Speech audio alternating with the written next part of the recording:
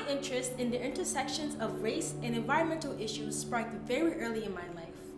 Growing up in West Africa, Mauritania for 5 years of my childhood, I recall residing in a small village that sat at the entrance of Senegal called Kahaide. The community was very nurturing and rich in culture, but were lacking very basic resources like clean water. According to the WHO, 90% of deaths in Mauritania are due to poor quality of water that are linked to many pressing issues, such as malaria, to tuberculosis, to neonatal disorders.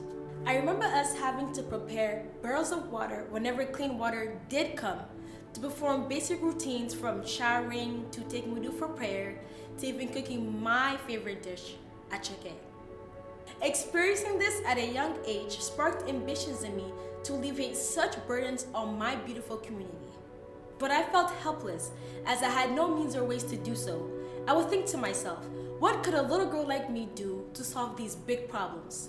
I could not understand why is even the most basic life essentials like water so difficult for us to obtain. After coming back to the States, by the time I was 15, I attended a predominantly black and brown high school in Southside Jamaica, Queens, New York.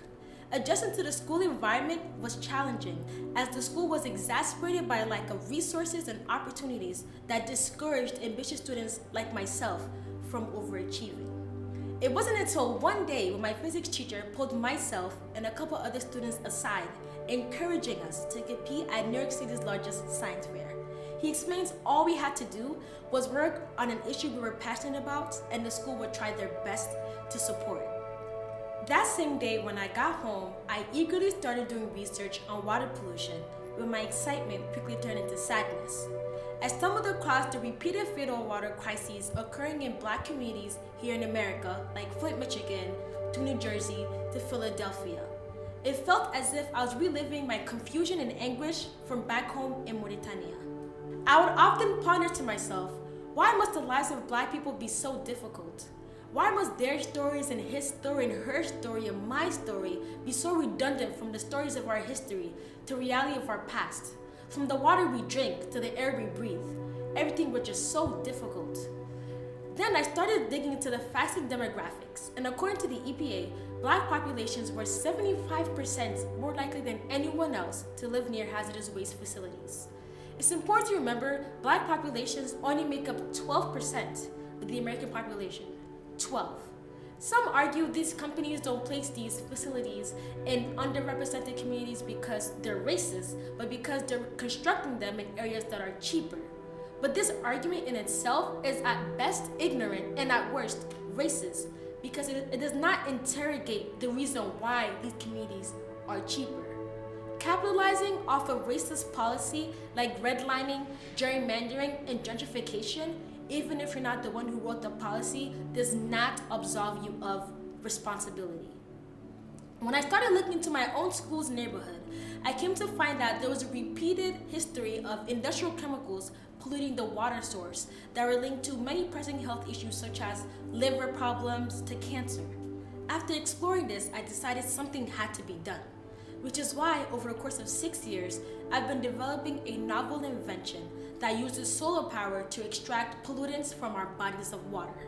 Pollutants like mercury, which has increased up to 30% in the last decade and is going to increase up to 50% by 2050. When I hear these statistics, all I'm hearing is this is going to affect the black population 75% more than everyone else. And what's so frustrating about this reality is more likely than not, everything I just told you, you already know. As an environmentalist, these issues sound like an old song that pops up in your head every once in a while that you already know the lyrics to. We already know what the problem is, so the question is, what are we going to do to solve it?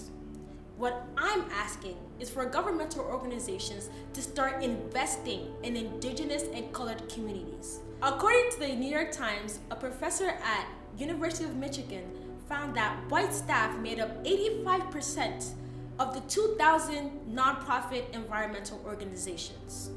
An advocacy campaign focusing on intersections of race and environmental issues found that people of color only made up 20% of the employees that are tackling these disparity issues.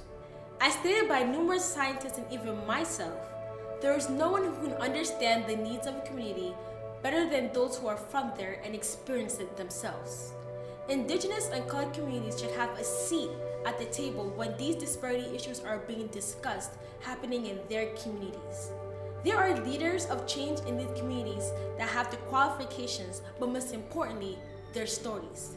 Their stories entice the empath aspect of the design thinking process when curating change. Their stories have knowledge and truth to them that foreigners don't have because they simply haven't experienced it.